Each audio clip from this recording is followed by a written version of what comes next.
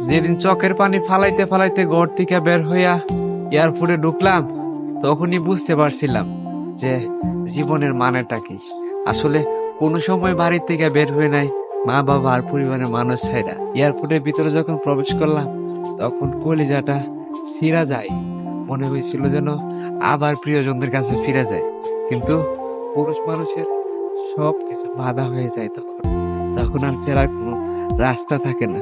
কারণ ধার দেনা কইরা আমার মা বাবা যে আমাকে প্রবাসে পাঠাইছে, আমার তো এগুলা পরিশোধ করতে হইব। আমি যদি পিছিয়ে যাই, তখন আমার পরিবারের মানুষের কি হবে? এই ভেবে বিমানে উঠে পড়লাম। ফেরার রাস্তাটাও বন্ধ হয়ে গেল। আস্তে আস্তে প্রবাসে অনেক কিছু সহ্য কইরা যুদ্ধ কইরা নিজেকে মানিয়ে নিলাম। এখন দেশে ফিরতে চাই ঠিকই, কিন্তু অভাব আমার পিছু ছাড়ে না ভাই।